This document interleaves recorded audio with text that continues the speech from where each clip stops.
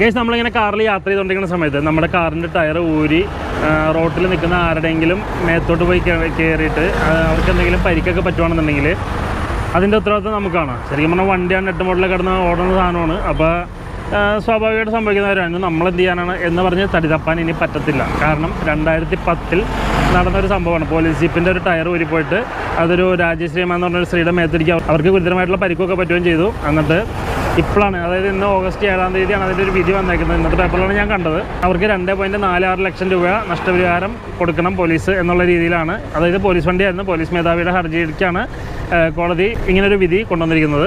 അപ്പോൾ അത് നമ്മളുടെ ഉത്തരവാദിത്തമാണ്. അതായത് വണ്ടിയുടെ ഓണറുടെയും വണ്ടി ഓടിക്കുന്ന ഡ്രൈവറുടെയും ഉത്തരവാദിത്തമാണ് നമ്മളുടെ വണ്ടിയുടെ സുരക്ഷ എന്നുള്ളത്. അതായത് നമ്മളുടെ വണ്ടിയുടെ പൂർണ്ണ ഉത്തരവാദിത്തം നമ്മൾക്കാണ്, അതായത് ഓണർക്കും ഡ്രൈവർക്കുമാണ് എന്നുള്ളതാണ്. നമ്മൾ യാത്ര ചെയ്തുകൊണ്ടിരിക്കുന്ന സമയത്ത് നമ്മുടെ ടയറെങ്ങാനും പഞ്ചറായിട്ട് നമ്മൾ ഊരാൻ സമയത്ത് ആദ്യം ചെയ്യേണ്ട കാര്യം എന്ന് വെച്ചിട്ടുണ്ടെങ്കിൽ ജാക്കി വയ്ക്കുന്നതിന് മുമ്പ് തന്നെ ജാക്കി വെച്ച് പൊക്കി കഴിഞ്ഞിട്ട് നമുക്ക് വീലാക്കാൻ ഭയങ്കര ബുദ്ധിമുട്ടായിരിക്കും. എന്നിട്ട് ബോൾട്ടൊക്കെ അഴിച്ചെടുക്കാൻ ഭയങ്കര പാടായിരിക്കും.